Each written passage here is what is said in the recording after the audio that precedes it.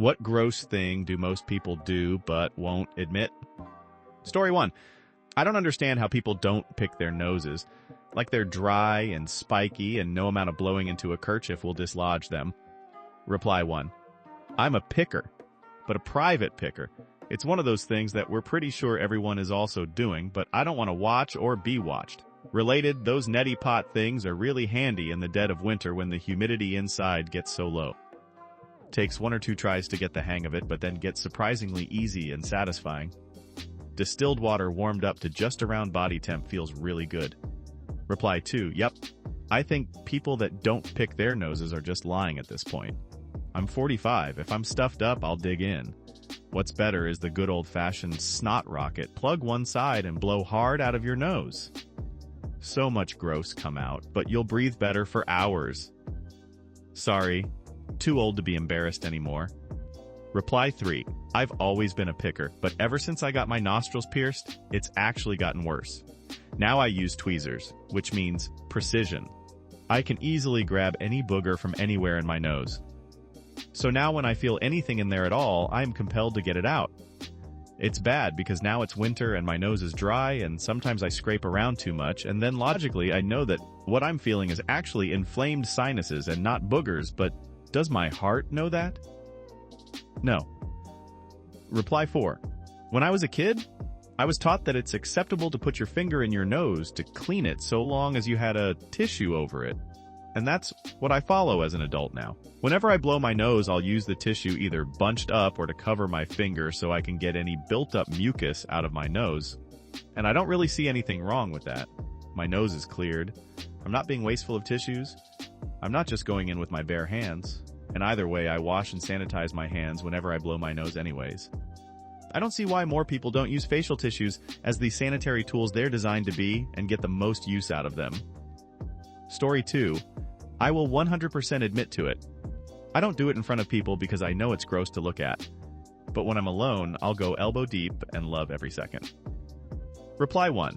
I'm still traumatized by my P1, basically kindergarten teacher in Scotland, catching this little boy picking his nose in class and making him stand in front of a mirror at the front of the room for 10 minutes with his finger up his nose. I don't even remember his reaction, but I was so upset and embarrassed for him. Same teacher who told me, the brand new American girl, off on the first day of school for calling her teacher. My name is blah blah blah, not teacher. Like, damn bitch, I'm 4. Why are you even teaching small children if you're this hateful? But anyway, yeah, I've never let anyone see me pick my nose and never will. Besides, I feel like the toilet is the best spot anyway. You wipe them on toilet paper, flush it, then the sink is right there to wash your hands. Also, it's not a coincidence that everyone's nostrils happen to be the same size as the tip of their index finger.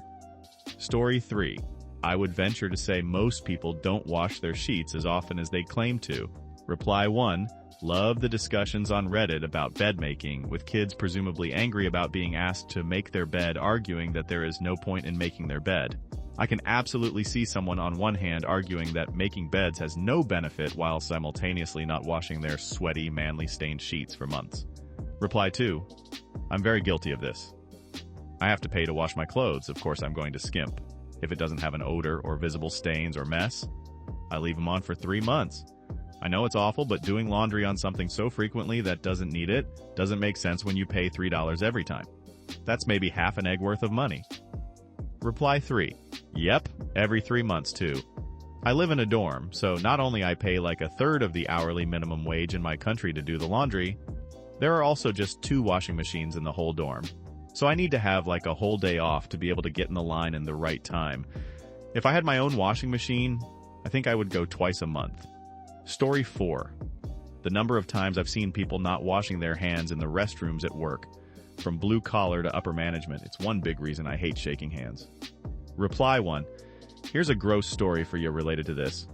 I work delivering in a mall. And you know those sketchy little kiosks with even shadier looking dudes that sell cheap lotions? I've witnessed 2 of them use the bathroom stall, even not just the urinal, and walk out without washing their hands. 0.10 minutes later, I saw them applying cream to a woman's face using bare hands. That being said to anyone reading this, don't fall for those shady dudes in the lotion booth because they didn't wash their hands. Reply 2. I'm a mobile technician that does a lot of work at gas stations, and the number of grown-ass men that don't wash their hands or lift the goddamn seat is truly mind-boggling. Did you learn nothing as a child? And like you said, it's all walks of life, but I feel like a large portion of them are more on the upper class side of things. Like, how are you going to act like a 6-year-old in the bathroom, then go get in your $100,000 Genesis and bitch about nobody wanting to work while you drive, badly like a self-important ignorant asshole, to tea time with your retirement buddies and not have the tiniest bit of self-reflection, but at least I'm not bitter? Reply 3. Story time. I worked a retail job where it was so busy on Saturdays that the owner bought us lunch in exchange for shorter meal breaks. One day, I'm in the break room gulping down my food and I hear the toilet flush in the bathroom, not far from where I was eating. Then a coworker walks out without running any water in the sink. The gross part is after exiting the bathroom, he stopped and grabbed a huge handful of chips from the communal chip bowl we'd left out. Lunch was subs and a huge bag of chips to share in a bowl. Story 5. Not washing their hands after a washroom break? I've seen grown adults not do it. A lot of them. Simply revolting. Reply 1. I'll never forget during the early days of the pandemic, having a Zoom call with my mom and 4 brothers. We were discussing how surreal everything was, and my middle brother, a fully grown man with children at this point, mind you, chimed in with, "Yeah, and now I have to wash my hands? What?"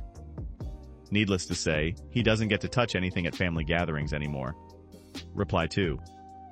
My husband and I took in an asylum seeker who is 39 years old. He doesn't use tissues. We can sometimes hear him blowing his nose into the bathroom sink. He will often snuff up his snot or use his fingers to wipe whatever the hell is coming out and then touch stuff. I don't use anything in my house anymore without washing it first. It's freaking gross. We've been polite, stern, and yelled at him, but he still does it.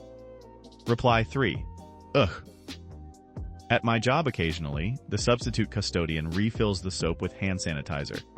So I have to leave the restroom, go to my bag where I keep soap for this very reason because it happens far too often, and then wash my hands properly. This whole thing usually involves multiple trips up and down several flights of stairs, and I work with a lot of people that simply can't do it. There's a lot of people walking around with dirty freaking bathroom hands. Reply 4. We have to wear scrubs and wash our hands once we get on the floor at my job. There also happens to be a bathroom in the locker room, the only bathroom that's not its own room in the entire building. When I get to work in the morning, there's always a guy in there taking a crap, who then doesn't wash his hands until he gets to the production floor sink. He goes through about 3 doors with his crap fingers. He works in quality assurance. Reply 5. I have this fear that one day I'm going to see a person leave the bathroom before me without washing, only to learn it's someone I have an important meeting with. I seriously have no idea how I would react if that happened. Reply 6. I had something kind of like that happen once. I saw a doctor.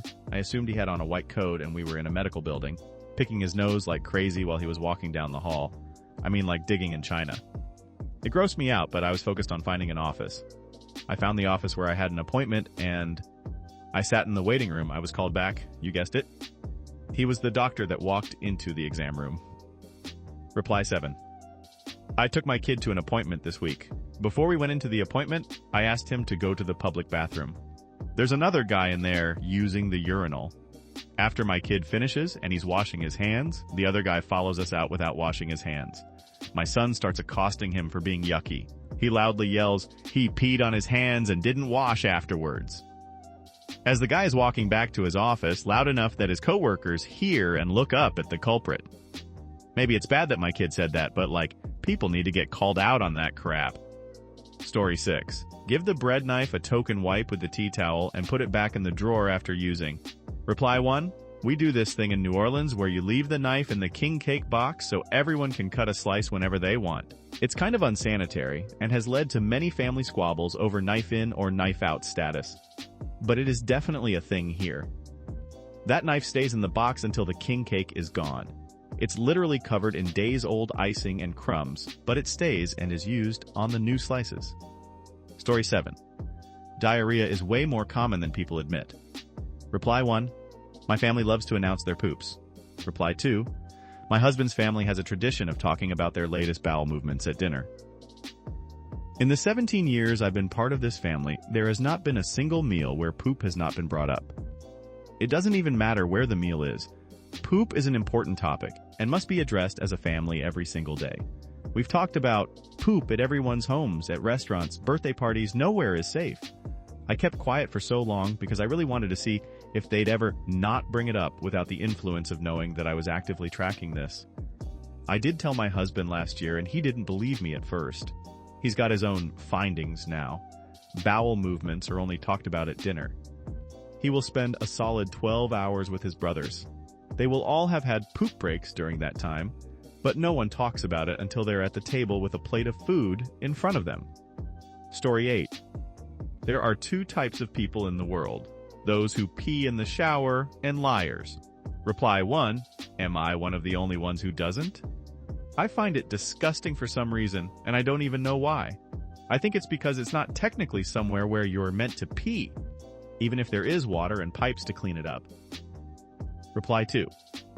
Thank you. I see this constantly and I can't even fathom it. Like, I do plenty of gross crap that's on par with this, but this specific act, I can't imagine doing. Not for any hygiene reasons, but because it gives me the same ick as putting on a damp sock.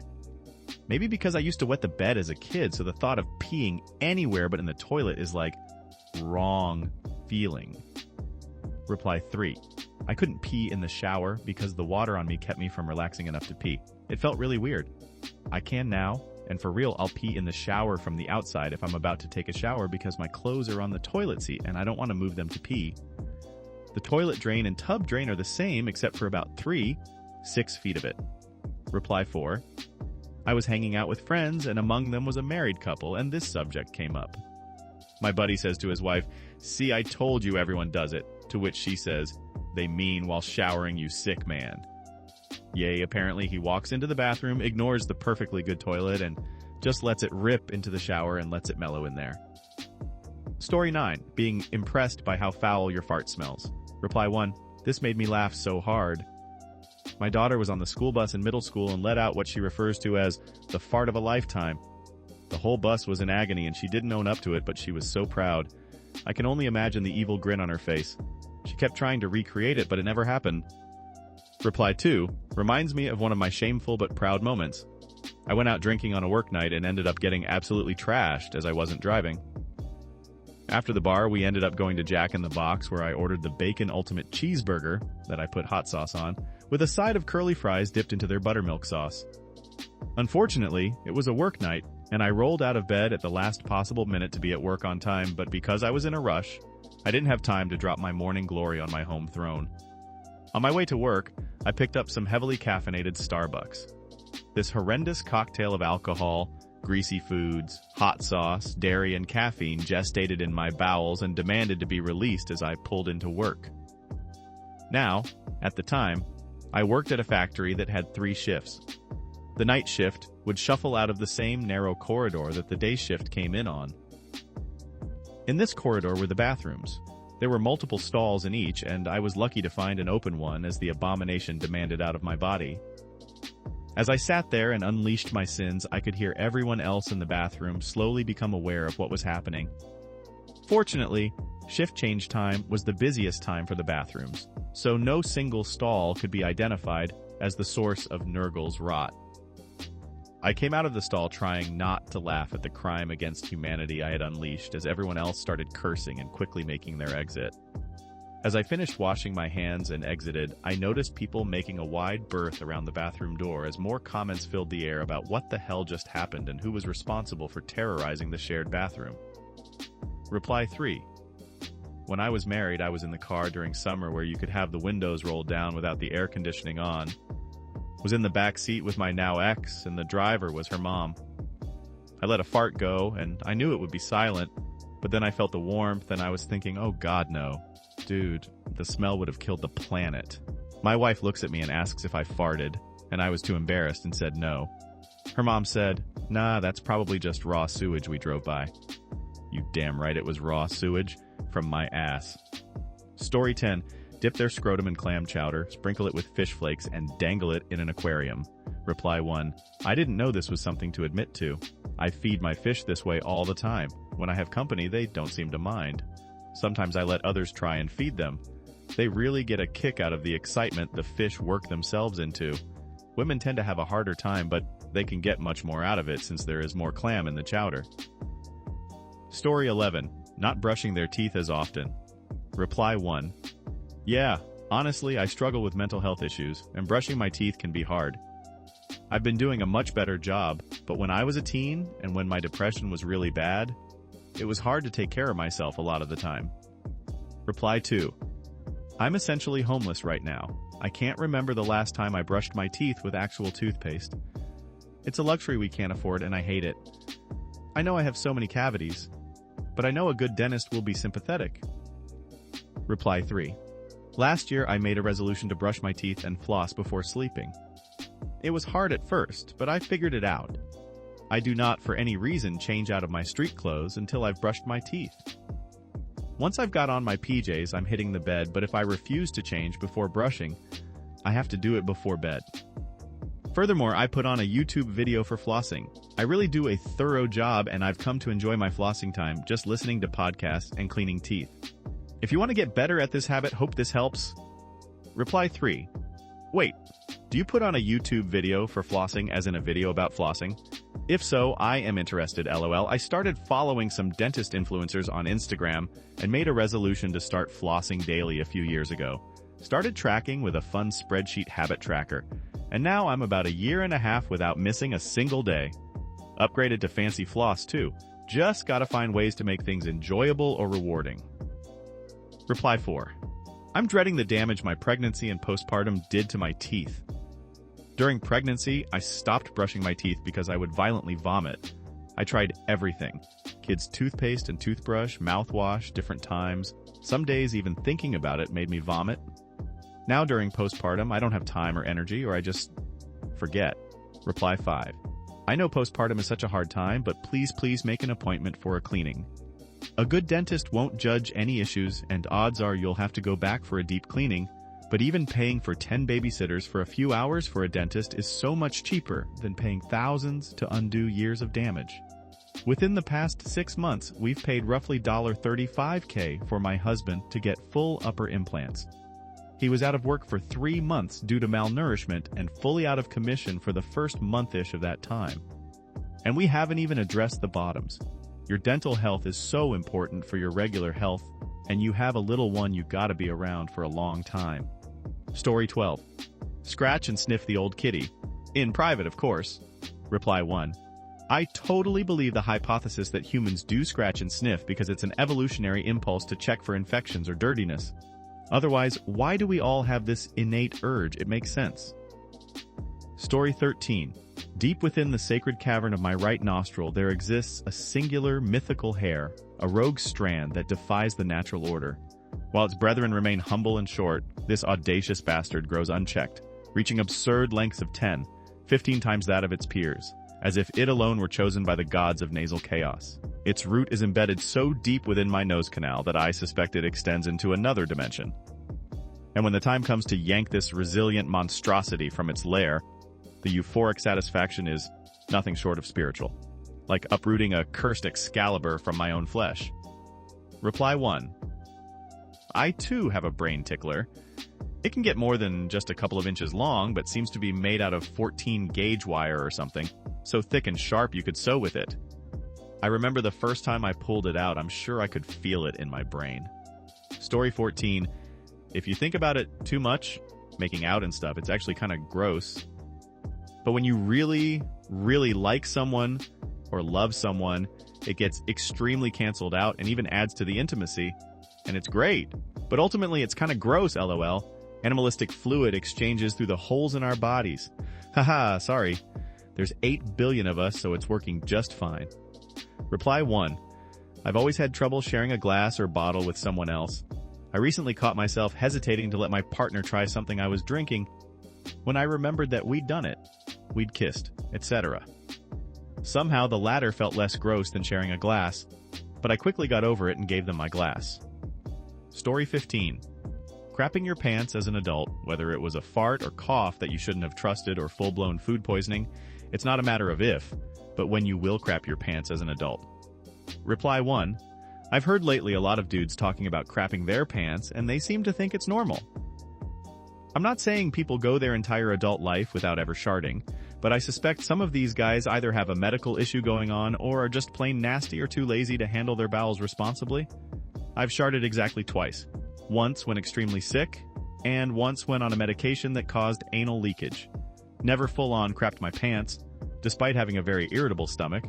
Sure, it happens sometimes, but in any remotely healthy adult, it should be extremely rare. If you guys are crapping your pants half as much as you act like you are, you need to get your crap together. Pun intended. Reply 2. I still remember the time on a family vacation when we were driving back to the house, my brother and cousins sitting in the back of the SUV, all of us laughing about something, and then my brother goes, oh? Yep, it happened. We all started laughing even harder. Reply 3. I had food poisoning this past fall.